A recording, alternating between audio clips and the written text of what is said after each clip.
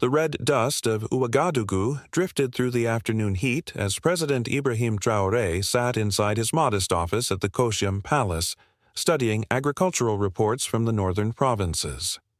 Above him, a ceiling fan turned slowly, its hum blending with the distant calls of market vendors and the whine of motorcycle taxis outside.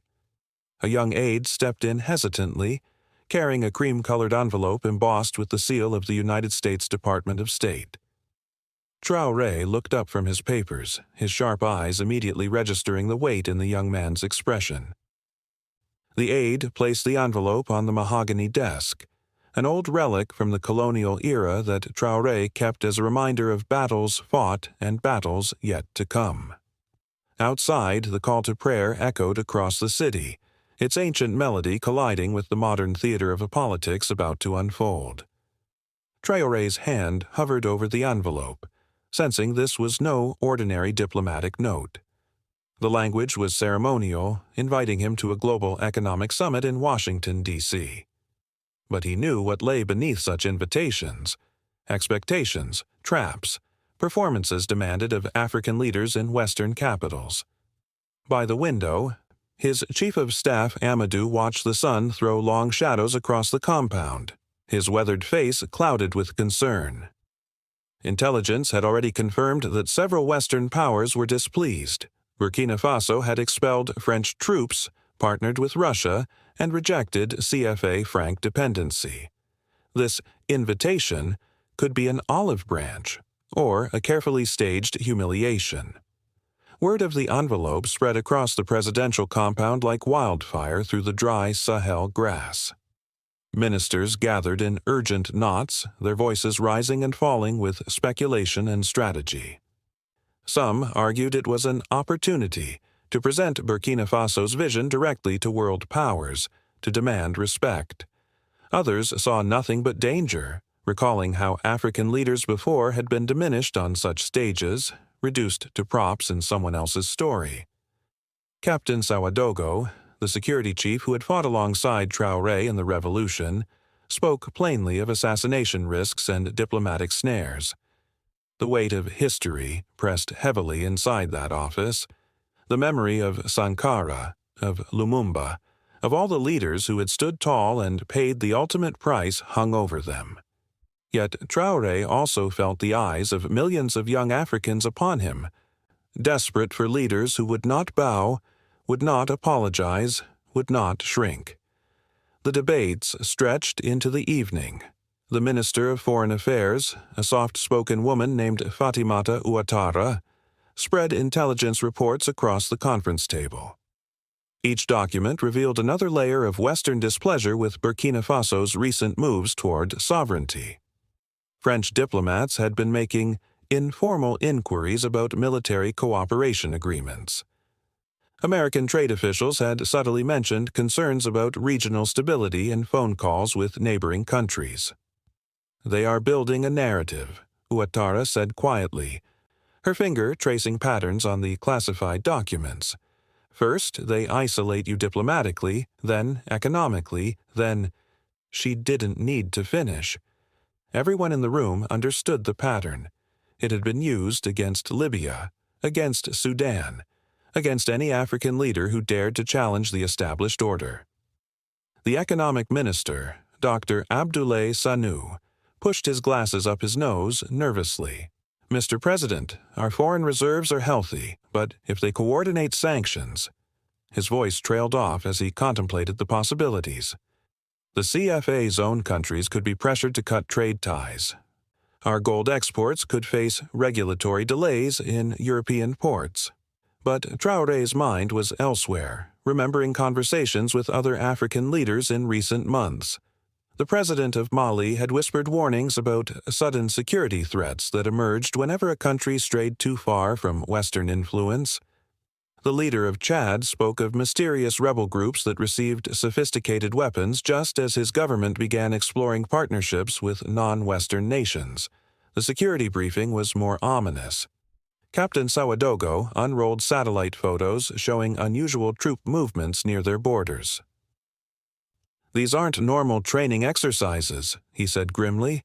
French special forces, officially withdrawn, are conducting counter-terrorism operations suspiciously close to our territory. American drones have increased flights over the region, citing intelligence gathering. A junior intelligence officer, barely 30, raised a trembling hand. Sir, we've also detected increased chatter on rebel communication networks. Groups that have been quiet for months are suddenly active, mentioning foreign support and new equipment arrivals. The room fell silent. They all understood what this meant. The same playbook that had destroyed other African leaders was being prepared for use against them. Create instability, then offer to solve it, for a price.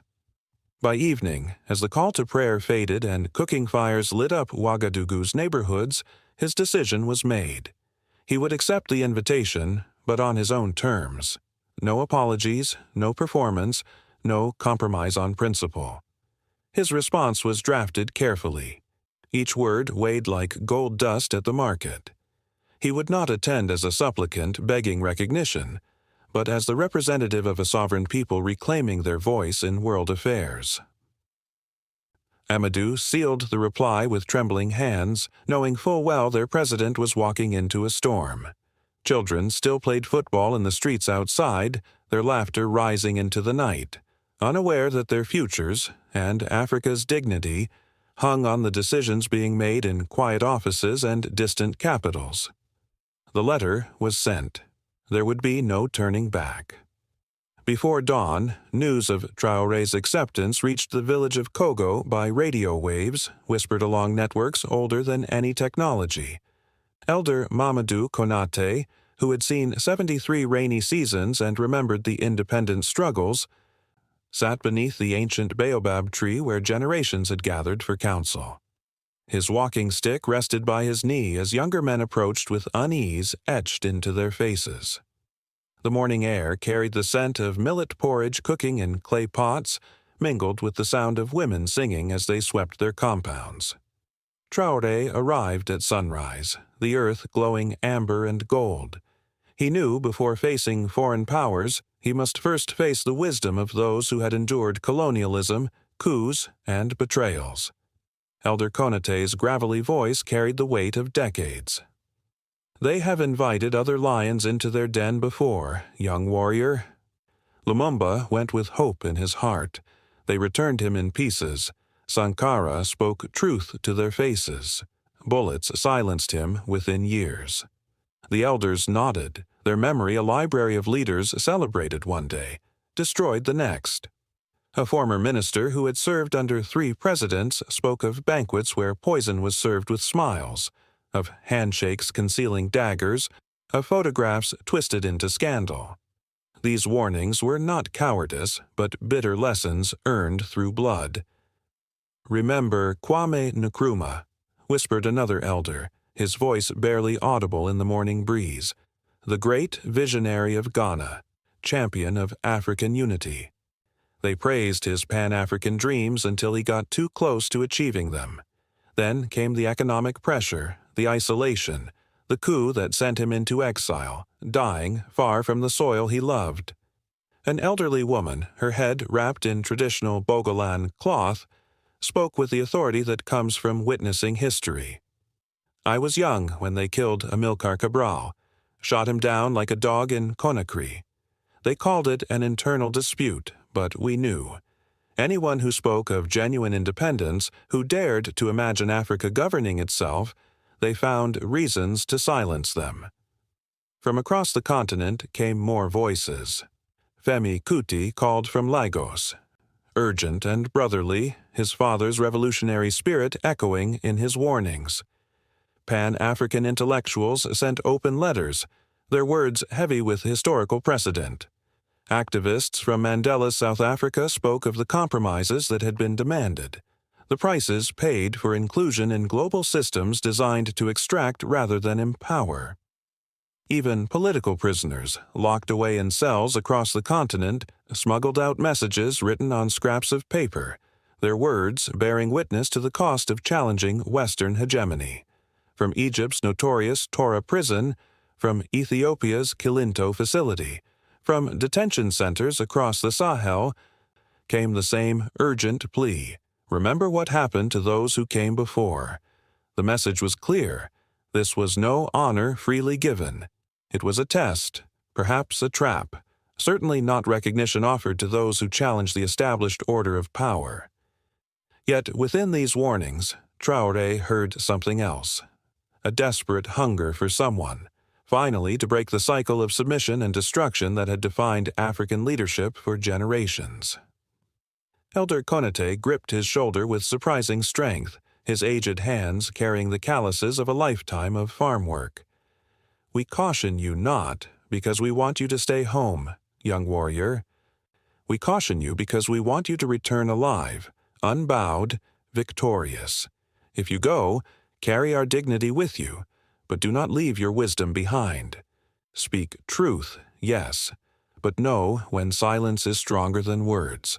Stand tall always, but recognize when they try to push you into positions that justify your destruction." The blessing ceremony stretched through the morning as more elders arrived from surrounding villages. They placed their weathered hands on his head, their prayers mixing with the smoke rising from cooking fires across the settlement. They sang the old songs, the ones that had sustained resistance fighters during the colonial period, the melodies that had comforted mothers whose sons died fighting for independence. Courage, he understood in that moment, was not the absence of fear, but the choice to act in service of something greater despite the fear. It was the recognition that some battles must be fought regardless of personal cost, because the alternative is the slow death of dignity and the perpetual subjugation of future generations. The Air Burkina plane touched down at Dulles International as dawn broke over Washington, D.C. The city's monuments gleamed like promises, or like warnings, depending on who beheld them. From the air, the capital looked designed to intimidate. Wide boulevards radiating from centers of power, massive government buildings dwarfing everything around them, a geography of dominance written in stone and steel. Traoré descended the stairs in his plain military fatigues, refusing the expensive Italian suits his advisors had suggested.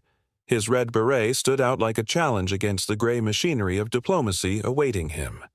The contrast was immediate and jarring, from Ouagadougou's red earth and open skies to this landscape of concrete, surveillance, and carefully manicured power. American security personnel studied him with barely concealed suspicion, their earpieces crackling with transmissions, their eyes scanning for threats in a man they'd been briefed to see as unpredictable. Captain Ouagadougou stayed close, his hand never straying far from his sidearm, reading the environment with instincts honed in actual combat rather than training simulations. The motorcade waiting on the tarmac was excessive, a show of force disguised as hospitality. Black SUVs with bulletproof glass that reflected the world without revealing what lay inside. The drive into Washington revealed a city built to make visitors understand their place in the hierarchy. Every monument declared American supremacy, every avenue designed to make foreign leaders feel small and insignificant. Traoré watched through the armored windows as they passed homeless encampments beneath highway overpasses, the cruel irony burning in his chest, such obscene wealth existing side by side with such desperate poverty. Here was the capital of the free world, where people slept on sidewalks while billions flowed to military contractors and foreign interventions. His delegation was housed in a luxury hotel where everything gleamed with sterile perfection, where water flowed endlessly from golden fixtures while his people back home dug wells by hand in the harsh Sahel earth. The opulence felt obscene, a deliberate reminder of what money could buy and who controlled the global flow of resources. Other African delegates arrived throughout the day, and Traoré studied them carefully. Their expensive Swiss watches, their Italian leather shoes, their perfectly tailored British suits, all markers identifying them as players in a different game entirely from the one he had come to play. Some greeted him with genuine warmth, recognizing a kindred spirit in the struggle for authentic sovereignty.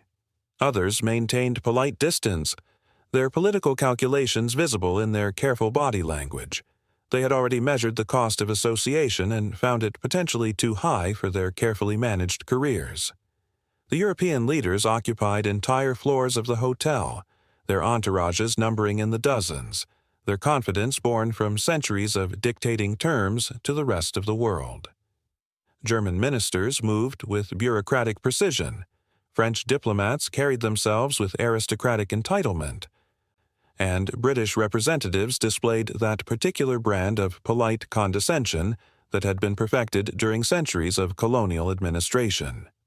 Intelligence reports reached Traoré's suite within hours of his arrival, delivered by discreet contacts who understood the stakes. The summit was already being orchestrated like a theater production. Certain journalists had been primed with specific questions designed to embarrass or trap African leaders. Photographers had received detailed instructions about which angles would tell which stories, flattering shots for compliant leaders, unflattering ones for those deemed problematic. Even the seating charts, the lunch menus, and the speaking order had been arranged to reinforce existing hierarchies and remind everyone of their designated place in the global pecking order. The media strategy was particularly sophisticated. Western news outlets would focus on African corruption and instability, while presenting European and American leaders as reasonable voices of international order. Social media campaigns were already prepared, ready to go viral with carefully selected sound bites and images that would frame any resistance to Western demands as dangerous extremism or irrational hostility. Outside the hotel, protesters filled the streets with a carefully choreographed display of manufactured opinion. Some were genuine activists concerned about various causes, but others were clearly professionals paid to create specific optics for international consumption. The machinery of modern empire no longer required colonial administrators or military occupation. It operated through summits like this one, through cameras and careful staging, through the subtle but relentless enforcement of who was allowed to speak and who was required to listen. That night, Traoré stood at his hotel window on the 20th floor, watching the Potomac River reflect the city's lights far below. The sight reminded him of the Niger River that flowed through his homeland, ancient, powerful, and unbought by any amount of foreign currency. His phone buzzed constantly with messages from across Africa, from young people who had never known a world without social media, but who understood instinctively that something historic was happening. Their messages were urgent, hopeful, desperate. Make us proud. Don't let them break you. Remember, you represent all of us. Sleep came in fragments that night, interrupted by the sounds of a foreign city where sirens mark the passage of hours instead of roosters, where the rhythm of life was dictated by markets and militaries rather than seasons and prayers. He wasn't just Ibrahim Traoré anymore, he realized as he lay awake in the darkness. In this place, he had become the embodiment of every African leader who had ever been dismissed, every nation told to be grateful for scraps taken from their own soil, every generation taught to accept that their dignity was negotiable. The weight of representation sat heavily on his shoulders, but it was a burden he had chosen to carry. Tomorrow would come regardless, and with it the moment when he would either bow to the scripts that had been prepared for him, or write his own lines in the ongoing story of African liberation and self-determination. The morning briefings began before dawn, intelligence officers and diplomatic attachés filing into Traoré's suite with folders full of last-minute intelligence. The Americans had been busy overnight conducting informal consultations with other African delegations. The French had hosted a private dinner for Francophone leaders, carefully excluding Burkina Faso from the invitation list. The British were circulating talking points about regional stability and the need for responsible governance. Captain Ibrahim spread surveillance photos across the hotel room table, pointing to various identified intelligence operatives who had been observed monitoring African delegations. "They're not just watching us," he reported grimly. "They're mapping relationships, identifying who might stand with us and who can be pressured into opposition. The psychological warfare was already in motion. Several African leaders had received calls from their finance ministers back home, warning of sudden irregularities discovered in World Bank loan agreements. Others found that their usual banking channels were experiencing unexplained delays. The message was subtle but unmistakable. Step out of line, and the consequences would extend far beyond this summit. Amadou had spent the night in encrypted communication with allies across Africa, trying to gauge the level of support they might expect. The results were mixed. Nigeria's delegation was sympathetic, but constrained by their own economic vulnerabilities. Ghana's representatives were interested but cautious about jeopardizing their relationship with the IMF. Kenya's foreign minister had been recalled to Nairobi at the last minute for urgent consultations. The pattern was clear. Anyone who might potentially support Burkina Faso's position was being systematically isolated, pressured, or removed from the equation entirely.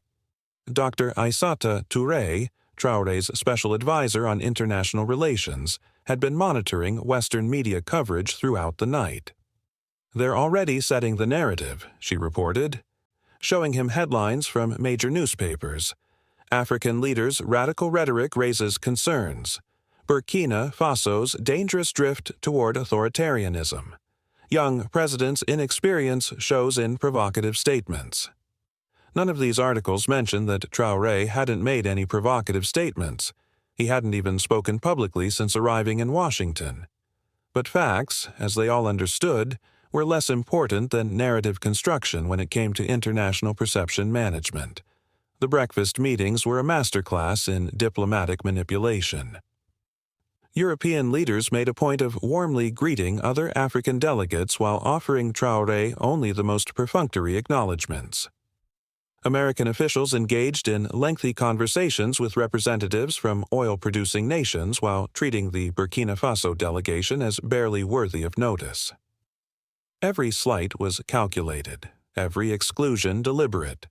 They were creating a visual and psychological impression of isolation, making it clear that Traoré was outside the circle of acceptable international leadership. The photography would tell the story they wanted told. A young, inexperienced African leader standing alone while serious, responsible world leaders conducted the real business of international relations. But Traoré had studied these tactics during his years as a military officer and revolutionary. He recognized the deployment of social pressure, the weaponization of exclusion, the careful choreography designed to break spirits before the real confrontation began. He had seen similar techniques used against rebellious soldiers, against political dissidents, against anyone who challenged established authority. The formal sessions hadn't even begun, but the real battle was already underway. And Traoré understood that his response to this preliminary psychological warfare would determine everything that followed. The convention hall was designed to overwhelm the senses and humble the spirit. Soaring marble columns rose toward a ceiling painted with allegorical scenes of American triumph, while crystal chandeliers cast calculated light on the faces of global power. The carpets were so thick they muffled footsteps and dissent alike, creating an atmosphere where every sound seemed significant and every word carried weight. World leaders clustered in competing courts throughout the vast space, each surrounded by their advisors, translators, and security details, creating invisible borders within the shared territory. The air conditioning hummed at a temperature that made tropical delegates reach for their jackets while their northern counterparts remained perfectly comfortable, even this small detail serving as a reminder of who controlled the environment and who was expected to adapt.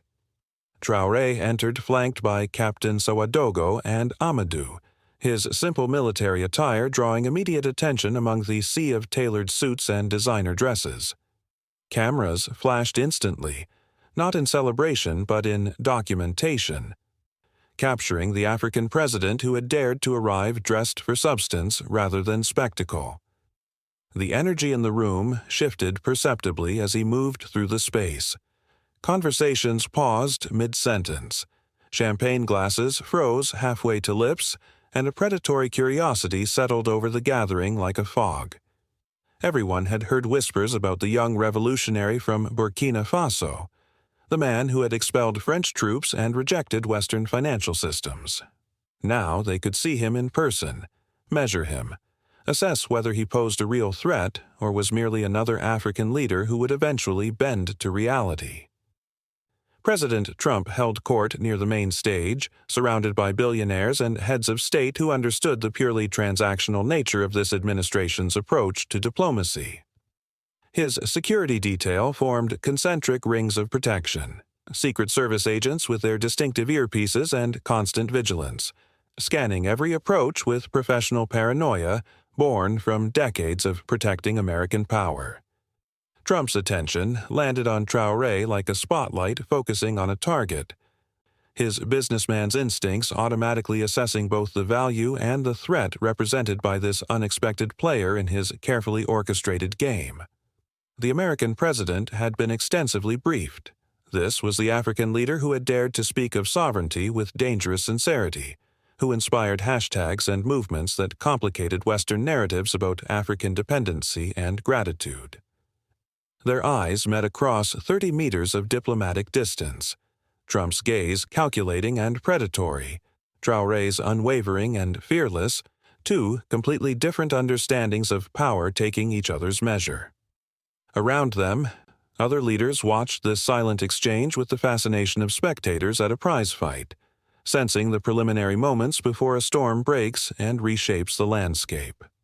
The seating arrangement had been orchestrated with surgical precision, every placement designed to reinforce existing hierarchies and prevent the formation of inconvenient alliances. Major powers occupied the central tables, their proximity to the stage marking their importance in the global order. Mid-tier nations filled supporting positions, close enough to feel included, but far enough to remember their subordinate status. And Africa was scattered strategically throughout the hall, isolated from each other by design rather than chance, making unified resistance difficult if not impossible. Traoré found his nameplate positioned between a European representative and an Asian minister, deliberately separated from other African delegates by careful social engineering. The Nigerian president sat 3 tables away, close enough for eye contact but too distant for meaningful coordination. The Ghanaian foreign minister was placed near the exit, subtly positioned as someone preparing to leave rather than lead. Sound checks echoed through the hall as technicians prepared the stage for speeches that had been written weeks in advance, translated into multiple languages, approved by committees, and stripped of anything that might actually challenge the comfortable assumptions of those assembled. The words would flow like honey, sweet and meaningless, designed to fill time while the real business of empire was conducted in private rooms far from public scrutiny. Servers circulated through the crowd with expensive refreshments that told their own story of global inequality. Fine wines from French vineyards tended by underpaid African laborers, artisanal cheeses from Swiss Alps while African children went hungry, premium coffee from Ethiopian highlands served by American hands to American palates. The bitter irony of neocolonialism presented on silver trays. Then the energy in the room shifted again, more dramatically this time. Trump's chief of staff appeared at his side, whispering something urgent in his ear while gesturing subtly toward where Traoré stood, speaking with a journalist from Al Jazeera. The American president's expression hardened visibly, taking on that particular look successful men develop when they've decided someone needs to be reminded of their place in the established hierarchy. 2 senior Secret Service agents began moving through the crowd with deliberate purpose, their path calculated to intersect with Traoré's position. Their body language broadcast official business, their faces betraying nothing but professional determination. The hall's ambient noise, conversations, laughter, the clinking of glasses, seemed to diminish as if the room itself was holding its breath in anticipation. Amadou's hand touched Traoré's elbow in warning, but the Burkina Faso president had already seen them coming. His posture straightened, not with defiance but with the calm certainty of someone who had faced far more dangerous men than these on battlefields where survival wasn't guaranteed by diplomatic immunity or international law. The Secret Service agents moved with practiced efficiency, their polished shoes silent on the plush carpet, their faces betraying nothing but professional determination as they closed the distance. The taller agent, his jawline sharp enough to cut diplomatic ties, spoke into his wrist microphone with coded phrases that meant everything to his colleagues and nothing to civilian ears listening in. Around them, conversations faltered as delegates sensed the shift in atmospheric pressure that precedes all storms. The way animals sense approaching weather through changes in electromagnetic fields and air pressure, these professional diplomats recognized the signs of an impending confrontation that would define relationships and reputations for years to come. Traoré set down his water glass with deliberate care, his movements unhurried and controlled, refusing to give anyone the satisfaction of seeing alarm or uncertainty in his demeanor. Captain Ouagadougou stepped forward instinctively, his soldier's reflexes automatically calculating angles and distances, threats and responses, but Traoré's slight gesture held him in place. This was not a moment for military solutions. The distance between the approaching agents and the Burkina Faso president collapsed steadily, from 10 meters to 5, from 5 to 3, from 3 to 1. Each step was a countdown to confrontation, each moment pregnant with consequences that would ripple far beyond this room, this city, this day. Behind them, Trump watched with arms crossed and expression unreadable, but his posture radiated the supreme confidence of someone accustomed to having his orders executed without question or delay. This was his house, his summit, his rules, and those rules did not include allowing African presidents to steal attention or disrupt carefully planned narratives. "Mr. President," the lead agent said, his tone professionally neutral, but his intention clear as crystal mountain water. "I'm going to have to ask you to come with us." The words hung in the air like an indictment, polite in their phrasing but carrying the full weight of American power behind them, along with the implicit threat of what resistance would mean for anyone foolish enough to challenge the established order of things. Amadou's face drained of color as he understood immediately that this was the trap the elders had warned about. Not assassination in the traditional sense, but something perhaps worse. Public humiliation. The spectacle of an African leader being removed like unwanted furniture from a room reserved for important people. Other African delegates began turning away, some from genuine fear of guilt by association. Others from the learned helplessness that comes from watching their peers diminished too many times to believe intervention was possible or wise. The European representatives exchanged knowing glances, this scene confirming their most comfortable assumptions about who truly belonged in rooms where real power was exercised and who was present only by temporary and revocable invitation. Asian and Latin American leaders watched with the complex recognition that comes from having been marginalized in different ways at different times. Uncertain whether to feel relief that the spotlight wasn't on them or shame at their silence in the face of obvious injustice. Traoré stood motionless in the center of this diplomatic maelstrom, his spine straight as the ancient ironwood trees that dotted Burkina Faso's landscape. Trees that bent in the fiercest storms but never broke, that drew their strength from roots sunk deep in ancestral soil. The agents reached for his arms with practiced precision, their hands hovering just inches from his military uniform, waiting for compliance before applying the force that everyone in the room understood was available if needed. Every camera in the hall seemed to turn toward this moment, journalists sensing instinctively that they were witnessing something historically significant, though most couldn't yet name exactly what. The air itself felt compressed, pressure building like those moments before the first rains break the dry season, when the whole world holds its breath and waits for the sky to open and release what has been building for months. Traoré's eyes swept the room slowly, meeting the gazes of those who watched, the fearful and the curious, the satisfied and the ashamed, his expression revealing neither anger nor fear. but something much harder to quantify or control. Captain Sawadago's hand moved instinctively toward his sidearm before he remembered they were in the heart of American power, where such gestures would justify any response, no matter how disproportionate to the original threat. The lead agent's hand finally made contact with Traoré's shoulder, the touch light but insistent, the universal gesture of authority expecting immediate submission to superior force. Time seemed to fragment in that instant, each second stretching into multiple heartbeats, the moment pregnant with consequences that would reshape relationships between continents and redefine the possibilities of African leadership on the global stage. Traoré drew breath, his chest expanding, his jaw setting with the resolve of someone who had already counted the cost of resistance and decided that some principles were worth any price demanded by history. The words that came next were forming in his mind, syllables arranging themselves into the sentence that would stop everything, that would redraw the lines of dignity and power, that would give voice to centuries of African leaders who had bitten their tongues and swallowed their pride in rooms just like this one. The entire hall leaned forward imperceptibly, the collective unconscious recognizing that history was about to pivot on whatever emerged from this man in simple military fatigues, standing surrounded by the full machinery of empire but drawing strength from sources no empire had ever been able to touch or purchase or destroy.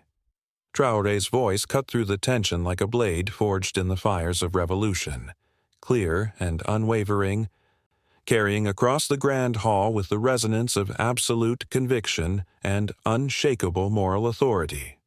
I am not Lumumba, and this is not 1960. 7 words detonated in that hall with the force of a perfectly placed explosive, each syllable carrying the weight of historical memory and contemporary defiance. The sentence landed like grenades among people who had grown comfortable with certain patterns, certain expectations of how African leaders should respond when confronted by Western power. The Secret Service agents froze instantly, their hands still touching his shoulder, suddenly uncertain whether they were restraining a head of state or creating an international incident that would dominate headlines for months. Their earpieces exploded with confused chatter from superiors demanding clarification about how to proceed with a situation no manual had prepared them for. Trump's expression shifted from supreme confidence to visible confusion, his businessman's instincts recognizing that his name wasn't explicitly mentioned but feeling the full weight of comparison to those who had once orchestrated the removal of inconvenient African voices. His calculation engine, normally so reliable in assessing threats and opportunities, struggled to process this unexpected variable.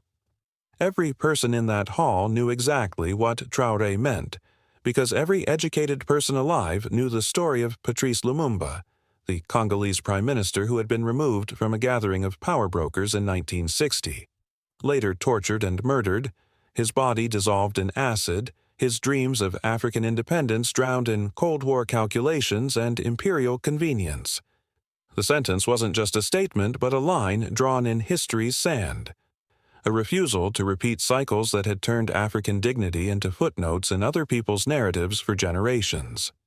It was a declaration that this moment, this confrontation, this choice would be different, because this leader was different. The silence that followed was total and absolute, the kind of quiet that makes ears ring and hearts pound audibly in chests. Amadou stood transfixed, realizing his president had just invoked one of Africa's greatest betrayals, done so publicly and irreversibly, with cameras capturing every syllable for immediate global distribution. The agents stepped back involuntarily. Their extensive training suddenly insufficient for this scenario, their standard protocols useless against an opponent who had weaponized historical memory with surgical precision. They were no longer dealing with just another foreign leader who could be intimidated or removed. They were confronting the ghost of every African leader who had been destroyed for challenging Western hegemony. Trump's face cycled through a rainbow of emotions, anger, calculation, forced joviality, as his political instincts warned him that this moment was escaping his control. that he was being maneuvered into a historical comparison that no amount of spin could make favorable. Around the room, African delegates began straightening unconsciously, spines lengthening and chins lifting as if Traoré's words had broken some invisible spell of submission that had held them in psychological bondage. The Nigerian president rose from his seat first, then the Kenyan, then others, a slow cascade of solidarity that hadn't been coordinated but emerged organically from collective memory and shared humiliation. Journalists surged forward like wolves sensing wounded prey, their professional instincts screaming that they were witnessing something unprecedented in modern diplomatic history. Phones and cameras rose to capture Traoré's face as he stood unmoved by the chaos erupting around him, his expression calm and resolute in the eye of the storm he had created. The European delegates exchanged panicked glances, suddenly aware that their comfortable assumptions about African docility and Western entitlement were being challenged in ways that would require actual responses rather than patronizing dismissals. CNN, BBC, Al Jazeera, every network's correspondent was already filing breaking news alerts, thumbs racing across smartphone screens as the sentence spread through social media faster than official channels could manage or attempt to spin. Within minutes, Oye Maut Lumumba was trending globally, the hashtag spreading through African social media like wildfire through dry grassland. In that crystalline moment, Traoré had accomplished what years of speeches and diplomatic protest couldn't achieve. He had named the pattern that haunted every interaction between Africa and the West, invoked the ghost that lurked in every international conference room, forced everyone present to acknowledge the elephant that had been sitting in spaces like these for decades, the weight of Lumumba's memory, of Sankara's assassination, of every African leader destroyed for daring to prioritize their people over Western interests, suddenly became visible and undeniable, a historical debt demanding acknowledgement and a pattern demanding interruption. Trump recovered first, his survival instincts honed by decades of public confrontation and media manipulation. He waved his security detail back with a forced smile that didn't reach his eyes, fully aware that cameras were rolling and history was watching every micro-expression. "Nobody's removing anybody," he announced loudly, performance mode fully activated, understanding that the optics had shifted beyond his control. But the damage, or perhaps the healing, was already done. Traoré had spoken a truth that couldn't be unspoken, drawn a connection that couldn't be erased, created a moment that would be remembered long after the summit's official proceedings were forgotten. The other world leaders recalculated in real time, understanding that this African president couldn't be dismissed as easily as they had assumed, that he carried with him not just the authority of his office but the weight of continental memory, and wasn't afraid to weaponize history when justice demanded it. Captain Sawadogo allowed himself the smallest smile, recognizing the tactical brilliance of his president's move. No threats had been made, no violence suggested, just 7 words that transformed him from someone who could be safely removed into someone whose removal would inevitably echo Lumumba's murder, creating a parallel too obvious for even the most sophisticated media spin to obscure. In invoking that sacred name, Traoré had made himself dangerous to touch, protected not by weapons or security details, but by the specter of history repeating itself in front of a global audience that was finally, perhaps, ready to see the pattern clearly and call it by its proper name. The Grand Hall transformed into a landscape of fractured loyalties and shifting alliances, invisible fault lines suddenly visible as delegates chose sides through body language, strategic repositioning, and carefully calculated gestures of support or distance. The South African delegation moved first, their foreign minister crossing the room to stand beside Traoré with deliberate steps that echoed decades of their own struggle against Western-supported apartheid. Ghana's representative followed, then Senegal's, then Tanzania's, a procession of African leaders forming a protective semicircle around the Burkina Faso president.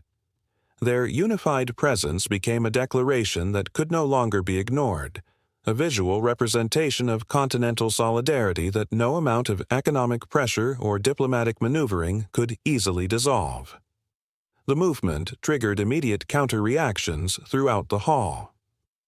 French diplomats huddled in urgent consultation, their faces tight with the recognition that their former colonies were publicly defying the old order in the most dramatic way imaginable.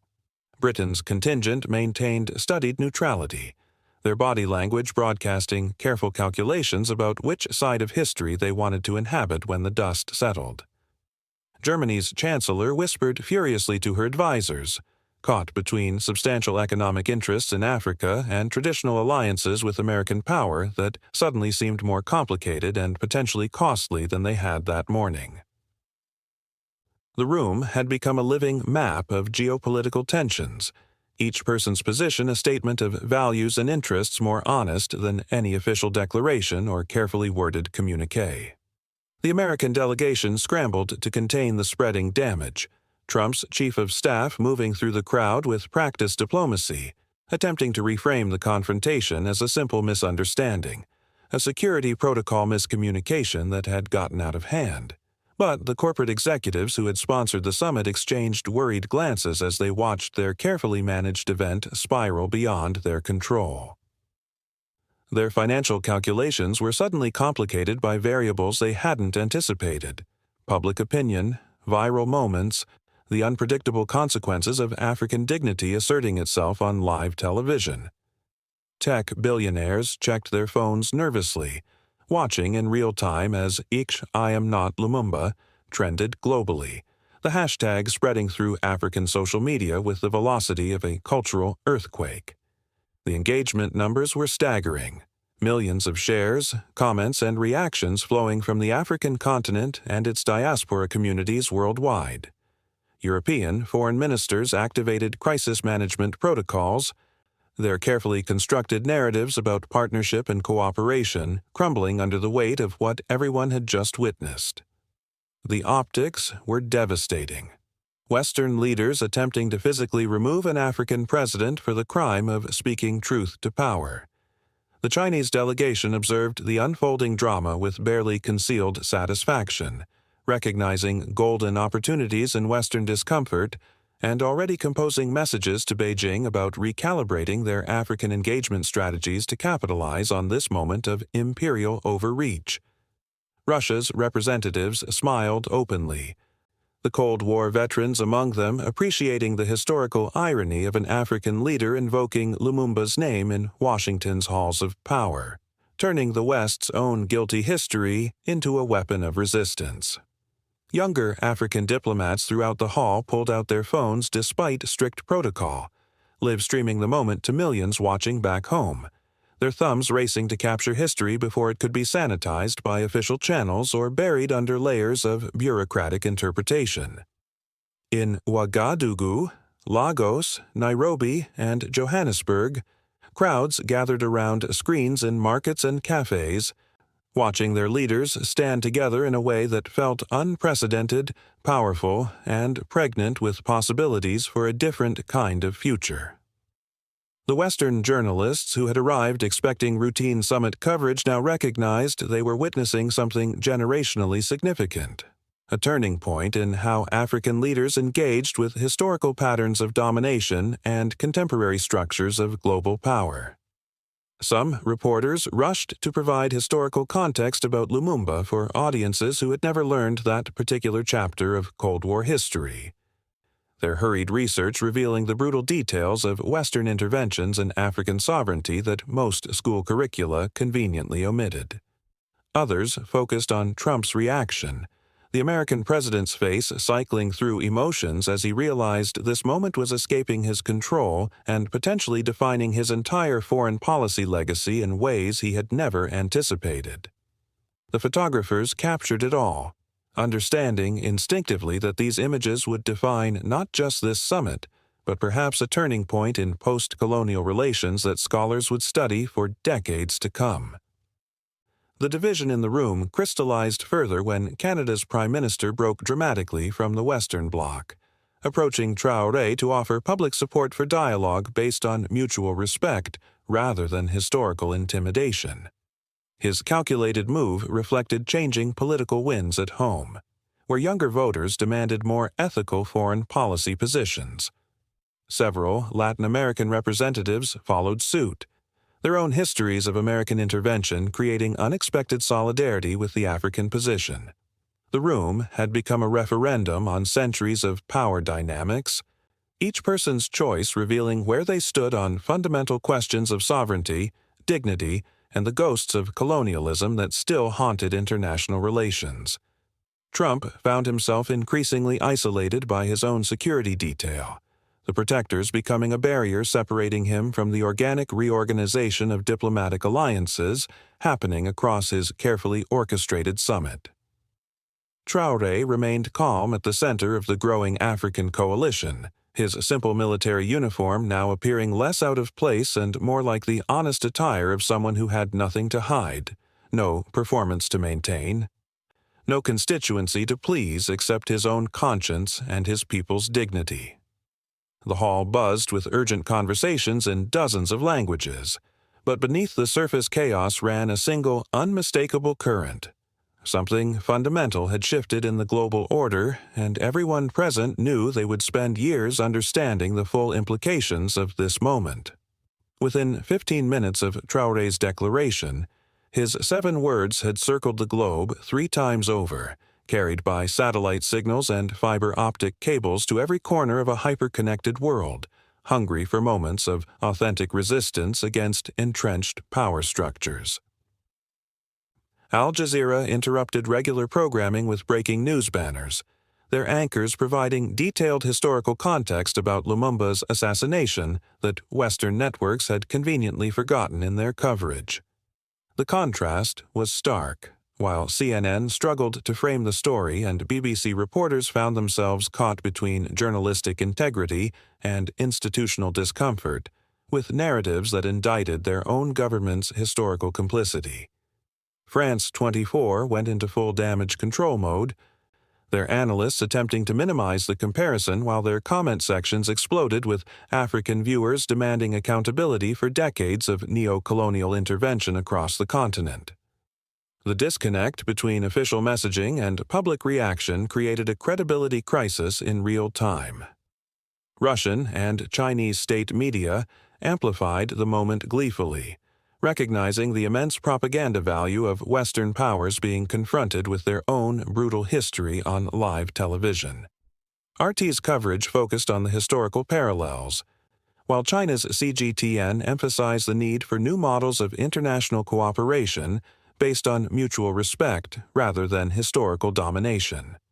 Social media platforms temporarily crashed under the unprecedented weight of engagement, algorithms unable to process the explosive velocity of shares, comments, and reactions flowing from the African continent and its global diaspora. Twitter's trending algorithms had never encountered anything quite like this. A single moment generating such massive organic engagement across multiple languages and time zones. TikTok became the epicenter of cultural response, with young Africans creating elaborate recreations of the confrontation, performing Traoré's words with fierce pride and adding their own commentary about what the moment meant for their generation. The platform's algorithm created a viral wave that reached audiences who had never engaged with political content before, suddenly finding themselves educated about Lumumba's story and its contemporary relevance. Instagram influencers who normally posted fashion and lifestyle content pivoted to political commentary, recognizing their audience's hunger for this moment of collective assertion. Beauty bloggers found themselves discussing African sovereignty, travel influencers shared historical context about colonial exploitation, and lifestyle coaches talked about the psychology of standing up to bullies on a global scale. YouTube channels dedicated to African affairs crashed under traffic loads, their subscriber counts multiplying by thousands per hour as global audiences sought deeper understanding of what they had witnessed. Video essays about Lumumba, Sankara, and other martyred African leaders suddenly became essential viewing for millions trying to understand the historical weight of Traoré's defiance. Memes proliferated at internet speed, some humorous, others cutting, all serving to embed the moment deeper into collective consciousness through the modern language of digital culture. "I am not Lumumba" became a template for resistance across different contexts. Students facing academic pressure, workers confronting exploitative employers, citizens challenging governmental overreach. WhatsApp groups across Africa buzzed with voice messages, elderly relatives who rarely used technology suddenly sharing their memories of independence struggles, their voices cracking with emotion as they connected past sacrifices to present victories. Family chat groups became impromptu history lessons, with younger members learning for the first time about the leaders who had paved the way for this moment. Traditional media scrambled to catch up with the narrative already being written by millions of organic voices online, their editorial meetings unable to impose top-down framing on a story that belonged to the crowd. The democratization of media through digital platforms meant that African voices could no longer be filtered through Western editorial lenses. The New York Times hastily commissioned op-eds from African scholars whose perspectives they rarely featured, suddenly recognizing that their usual stable of experts couldn't adequately explain a moment their institutional framework had never anticipated. The Washington Post found itself criticized by its own readers for initially framing the incident as mere diplomatic tensions, rather than acknowledging the historical weight Traoré had invoked. Le Monde faced backlash from its African readership for attempting to contextualize French colonial history as complicated, when readers wanted acknowledgement of systematic exploitation and contemporary responsibility. The comment sections became battlegrounds where historical narratives were contested in real time. African newspapers from Dakar to Dar es Salaam printed special editions, their front pages dominated by the iconic image of Traoré standing firm surrounded by agents and allies. The photograph was already becoming iconic before the ink dried, a visual representation of the moment when Africa said enough to patterns of historical intimidation.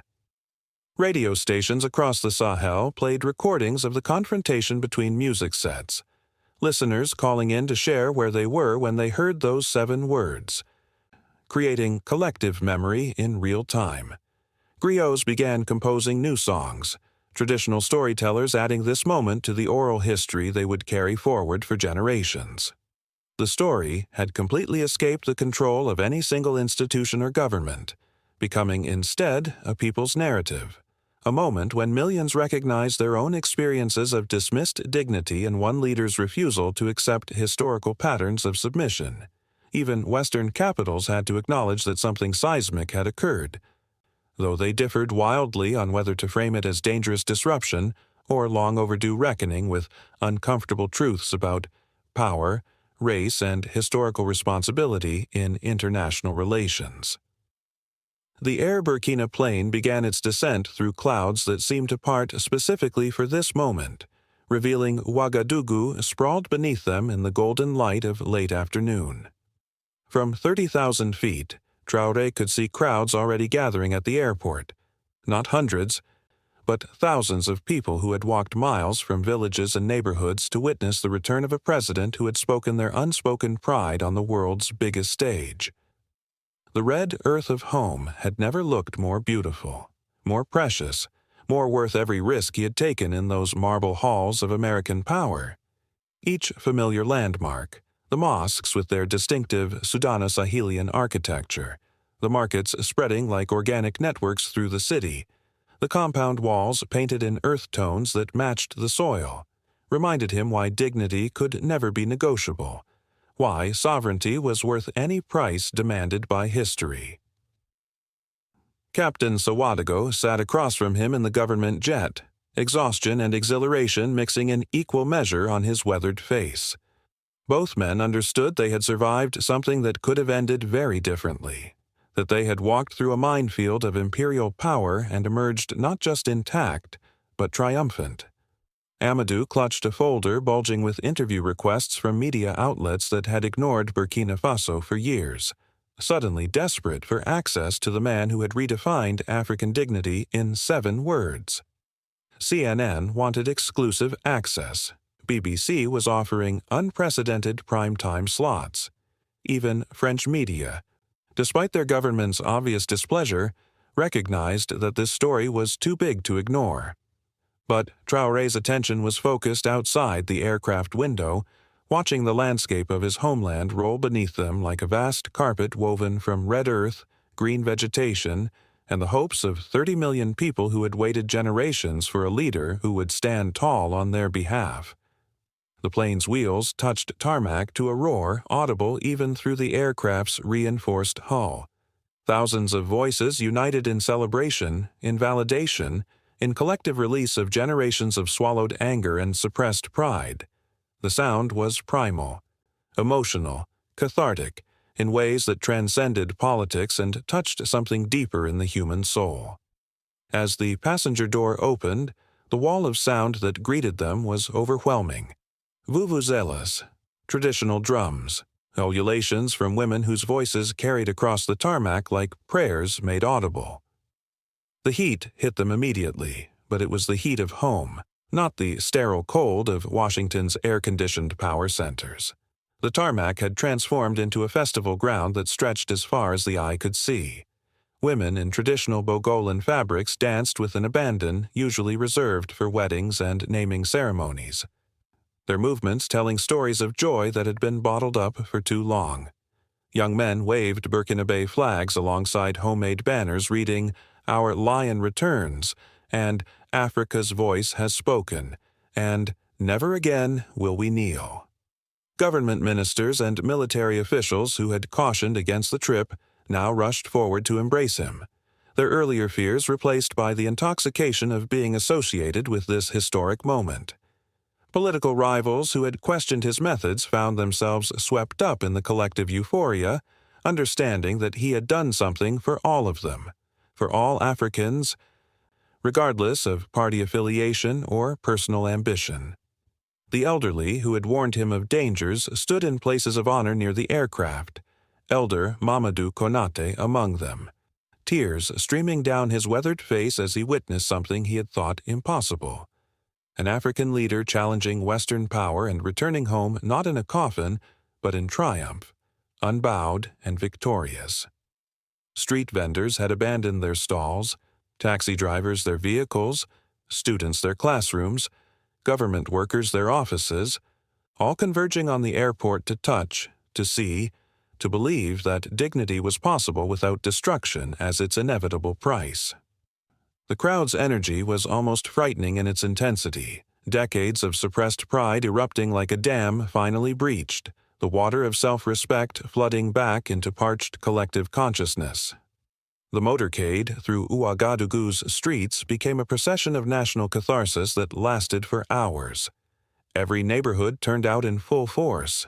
Children perched on fathers' shoulders to witness history passing by their doorsteps, women ululating from rooftops, the ancient sound of celebration echoing between concrete buildings and corrugated iron structures, traditional and modern mixing in perfect expression of cultural continuity.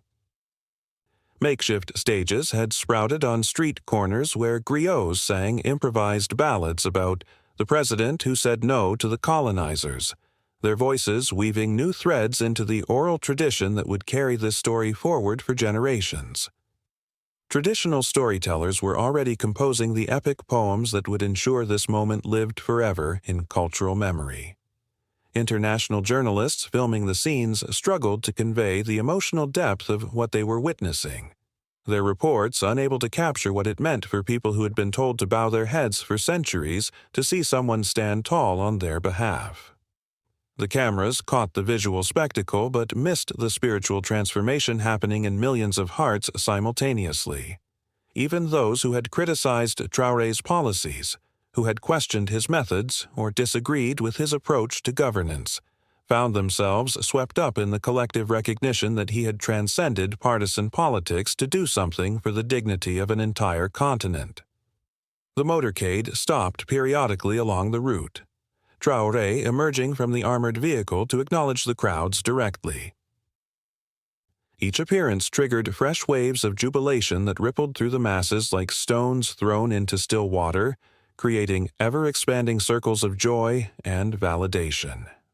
At the Koshiam Palace, the crowds refused to disperse even as night fell, camping outside the gates with blankets and cooking fires, singing songs that mixed political slogans with traditional melodies, creating new folklore in real time that would be passed down through generations of children who would grow up knowing that resistance was possible, that dignity could be defended, that small nations could stand up to imperial powers and survive the confrontation. Inside the palace, the celebration continued with a steady stream of visitors bringing gifts and blessings. Farmers offered their best produce as tribute. Artists presented paintings of the confrontation that had been completed in the hours since his return. Mothers brought their children to receive his blessing and hear him speak the words that had changed everything. Phone calls poured in from across the continent. Leaders who had remained diplomatically silent during the confrontation now eager to associate themselves with its triumphant conclusion. Their sudden courage revealed much about the nature of the political calculation.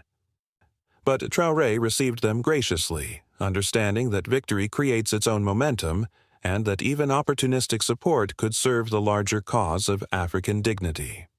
The economic implications were already manifesting in concrete ways.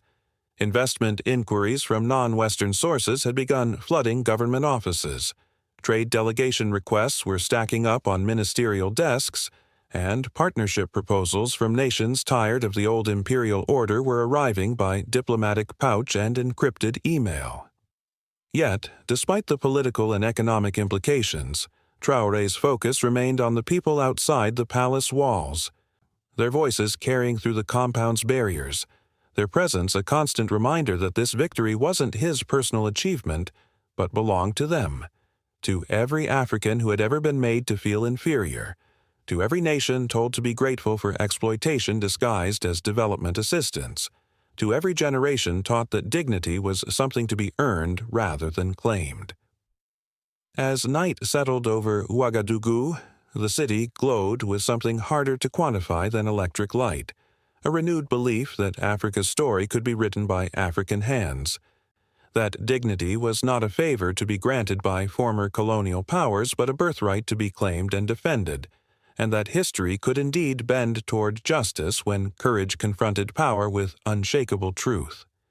The sound of celebration continued through the night, a constant reminder that some victories transcend politics and touch the deepest places in the human soul, where hope and pride had been waiting patiently for their moment to emerge into the light.